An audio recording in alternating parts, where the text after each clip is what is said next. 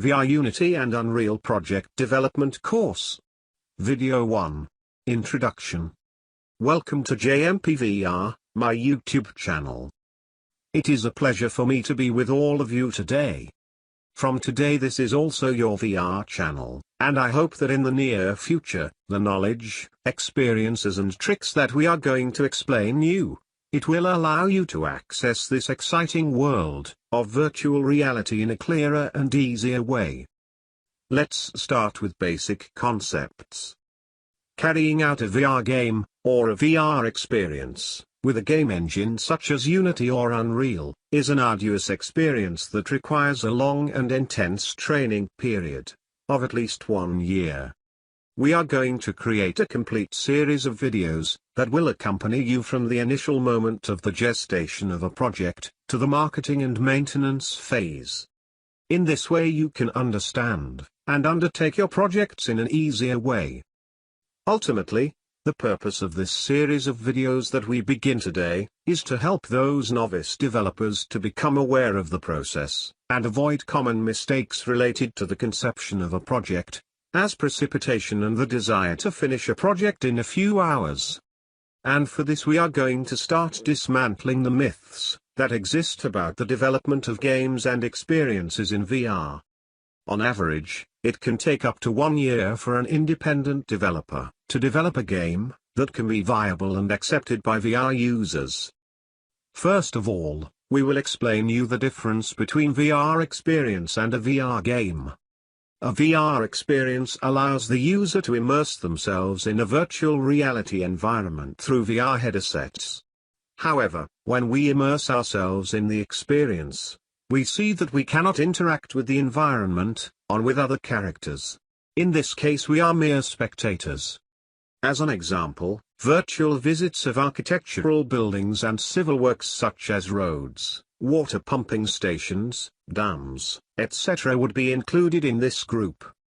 A VR experience generally requires much less time to develop a VR game. A VR game allows us, like a VR experience, to immerse ourselves in a virtual environment. However, in this case, we can interact with the environment and with other characters. In the other hand, serious games is a variety of VR game, in which the objective is focused on learning a task or specialty while playing. For example, if I want a group of people to learn to operate a machine, or a group of machines, I create a game with different scenarios, in which the user must react to different situations. This type of games is applied in an increasingly important way in the industry, avoiding the appearance of operational errors in production plants, or in their operation. Therefore, from this moment on we will talk about Project VR, to refer to any of the previous concepts, agglutinating games, experiences or serious games.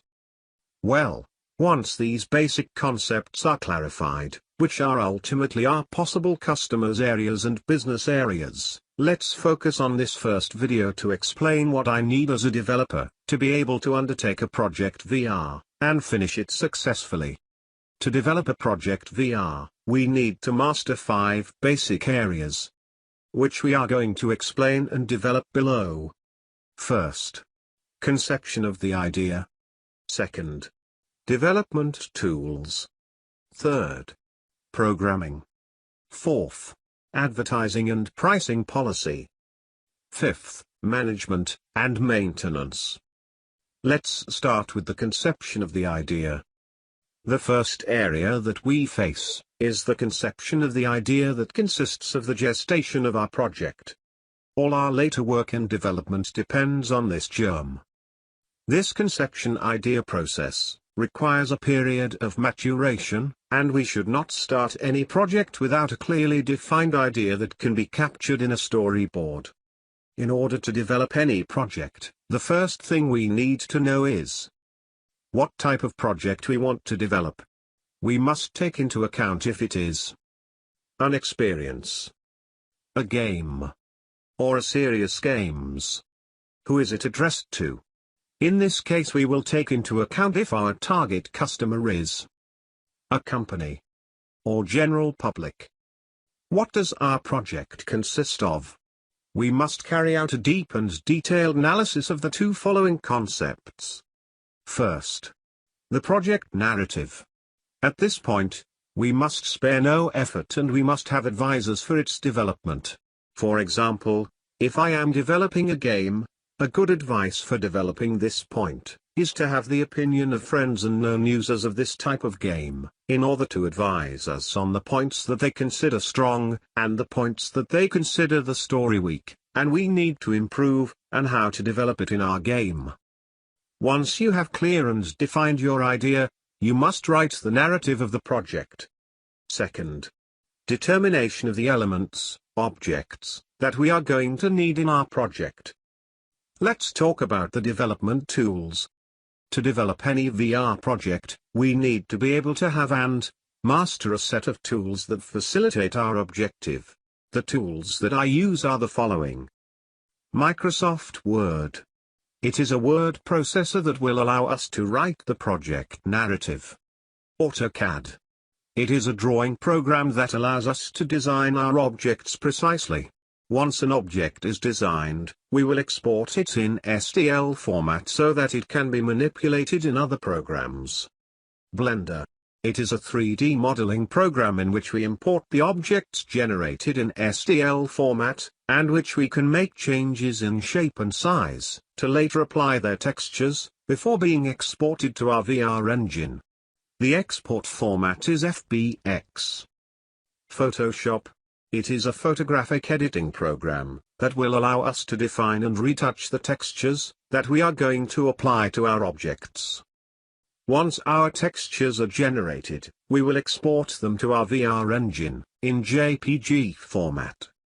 In relation to VR engines, as you probably already know, basically the most common VR engines among developers are Unity Engine and Unreal Engine. Honestly, and after years of study and experience in each of them, I must tell you that in my humble opinion, that it is easier to use Unity than Unreal, and that even though Unreal is much more powerful, and higher quality results are obtained than in Unity. Unreal, it is complex, when implementing object programming, scripts, makes me opt for Unity. This in no way means that Unreal is a bad choice. In relation to Character Creator, we must stick that it is an application for the creation of metahuman type characters, that allows us to create and export our characters to our VR engine, through the FBX format. Mixamo. Once the characters of our project have been generated, we must apply specific movements to them, and this is where this application intervenes, providing our characters with movement, so that they can be later implemented in our VR engine. In relation with Visual Studio, we must say that it is a code editor. Once all the objects in our project have been generated, we must be able to interact with them, and the only way to do it is through code. For this we must program them, and for this reason we must use a code editor. Let's talk now about programming. Any development of a VR project requires programming in the language that our VR engine allows us. The language used in Unity is called C#. All the languages that Unity operates with are object-oriented scripting languages. Like any language, scripting languages have specific syntax, as well as the definition of variables, functions, and classes. Although, it is true that both Unity and Unreal have visual scripting utilities, I do not consider today that they are of great help for large projects that require a large amount of code. However, there is no doubt that for certain processes, they are a great help. In subsequent videos, we will explain and teach you how to program in C#. Let's talk now about advertising and price policy. Once our project is finished, we must advertise it on social networks, and have the services of dissemination platforms, in which a developer can offer their product. Among the most common are Oculus, Steam, Steam VR, Viveport and Epic Games. On the other hand, you must take into account at all times the importance of advertising, and the price policy for your developments. The pricing policy is the means through which one determines the prices of your products or services.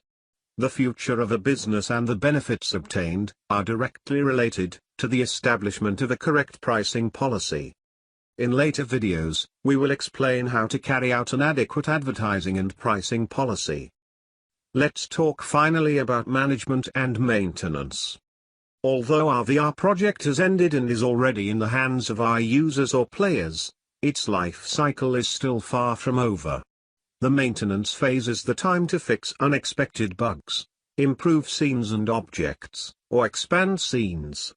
These functions are performed by providing updates to our users. Do not forget that the implementation in our project of expansions and new challenges, those not only maintain the prestige of our development, but also allow new users to access it. And so far, the first video of the VR Unity and Unreal project development course. I hope this video has been to your liking. I wait for you in the next video of the course. Do not forget to subscribe to our channel and support us on Patreon. Thanks for watching and bye.